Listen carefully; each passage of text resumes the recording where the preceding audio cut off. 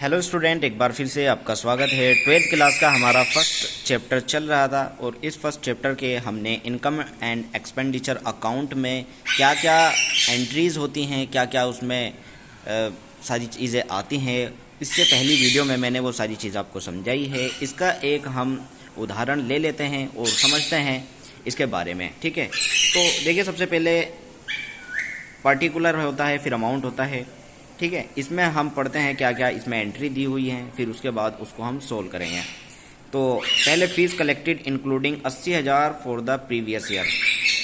ठीक है, 3,80,000 रुपये इन्होंने रिसीव दिखाए हैं इस साल में।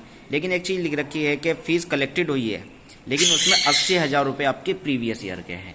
ठीक है, और इसके बाद दूसरा लिखा है fees outstanding for the year 10,000 रुपये। अब मैंने आपको एक चीज़ बताई थी, इससे पहली वीडियो जो समझाई थी उसमें यही बताया था कि भाई जो इस साल का है, जो करंट ईयर का है, सिर्फ वही इसमें आते हैं। अगर पिछले साल का है या आगे के साल का है वो इसमें नहीं आता। तो इसमें पहली एंट्री यही थी कि 80,000 रुपये प्रीवियस ईयर के हैं जो रिसीव हुए हैं, और इस साल के 1,000 रुपये, ठीक है, आउटस्टैंडिंग है, सॉरी। तो एंट्री क्या होगी, सबसे पहले इसका हम परफॉर्मा बनाते हैं। इस तरह इसका परफॉर्मा बनेगा, income and expenditure account for the year ended, जो भी ईयर होगा। ठीक है, इधर एक्सपेंडिचर होते हैं, इधर इनकम होती है। ठीक है, तो देखिए सैलरीज दे रखी थी, सॉरी फीस दे रखी थी बाय फीस। ठीक है, जो हमारी रिसीव होगी वो इधर आएगी, जो हमारा एक्सपेंस होगा वो इधर आएगा। तो फीस हमारी रिसीव थी 3,80,000 की, जो कि इसमें एंट्री दी हुई है। 3,80,000 की फीस रिसीव हुई है, लेकिन उसने कहा है कि प्रीवियस ईयर के हमारे 80,000 हैं। तो प्रीवियस ईयर के 80,000 हैं, इसका मतलब ये है कि ये हमारा इसमें माइनस होगा। ठीक है, क्योंकि सिर्फ करंट ईयर का इसमें आती है एंट्री। और इसके बाद फीस आउटस्टैंडिंग इस साल की जो है वो 10,000 रुपये है। तो एक चीज़ माइनस होगी, एक चीज़ प्लस होगी। ठीक है, तो आउटस्टैंडिंग एट द एंड 10,000 रुपये। एट द एंड का मतलब इस साल की आउटस्टैंडिंग 10,000 रुपये, तो ये ऐड हो गई। और आउटस्टैंडिंग इन द बिगिनिंग 80,000 रुपये।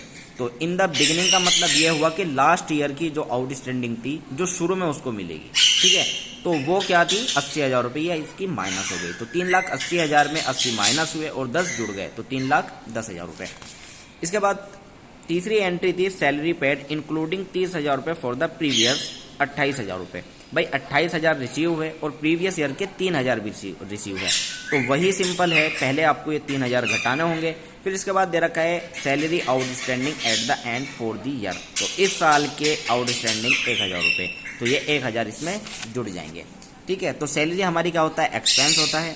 तो सैलरी 28,000 आई थी और आउटस्टैंडिंग एट द एंड जो इस महीने इस साल की थी 1,000 रुपये, ये हमने ऐड कर दिया। इसके बाद आउटस्टैंडिंग इन द बिगिनिंग 3,000 रुपये, जो उसने लिखा हुआ था कि भाई प्रीवियस ईयर के रिसीव हुए हैं 3,000 रुपये।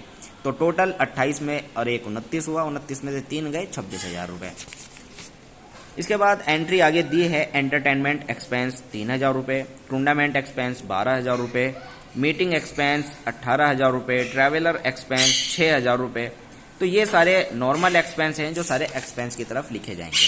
ठीक है, entertainment expense, tournament expense, meeting expense, rent और ट्रैवलिंग एक्सपेंस। ठीक है, इसके बाद अब बात करते हैं हम आगे। इसने एंट्री दी है purchase of book and periodicals including 19,000 रुपये for purchase of books. Total 29,000 इसने खरीदी हैं, दोनों चीज़ें, बुक्स भी और प्रीडिकल्स भी। लेकिन उसमें 19,000 की आपकी बुक्स हैं।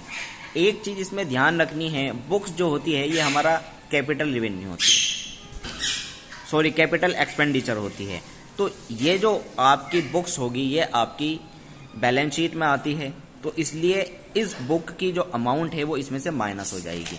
ठीक है, किस तरह होगी, बुक्स एंड प्रीडिकल्स 29,000 रुपये और लेस परचेज ऑफ बुक्स 19,000 रुपये। ठीक है, तो टोटल क्या हुआ, हमारा अमाउंट आ गई 10,000 रुपये। देखो नीचे इन्होंने लिखा भी है amount spend on the purchase of book is capital expenditure hence is not shown in income and expenditure. तो ये इनकम एंड एक्सपेंडिचर अकाउंट में नहीं आती, ये आएगी आपकी बैलेंस शीट में। इसके बाद आगे उसने दिया रेंट पेड, ये हमारा खर्चा हुआ। ठीक है, 10,000 रुपये का। पोस्टेज एंड टेलीफोन्स 15,000 का ये खर्चा है। प्रिंटिंग एंड स्टेशनरी 4,000 का ये खर्चा है। तो ये तीनों चीज़ें खर्चे की तरफ आ जाएंगी। डोनेशन रिसीव 20,000 रुपये। डोनेशन का ऐसा कुछ नहीं दिया कि पिछले साल का अगले साल का, सिर्फ डोनेशन रिसीव है, तो इसी साल का होगा 20,000 रुपये। तो डोनेशन की हमारी एंट्री यहाँ पर आ गई 20,000 रुपये। और पोस्टेज एंड टेलीफोन 15,000 रुपये, प्रिंटिंग एंड स्टेशनरी 4,000 रुपये।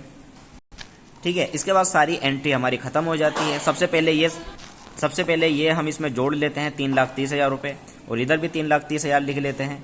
इसमें से ये सारा आइटम घटा के अगर इधर का आपका ज़्यादा आया तो ये सरप्लस बैठता है, आपका सरप्लस कहा जाएगा। इधर का ज़्यादा आएगा तो डेफिसिट। सरप्लस का मतलब आपको लाभ और डेफिसिट आपको मतलब कितना कमी आई है। तो ये था आज का क्वेश्चन। उम्मीद करता हूँ आपके इनकम एक्सपेंडिचर अकाउंट समझ आया होगा। शुक्रिया।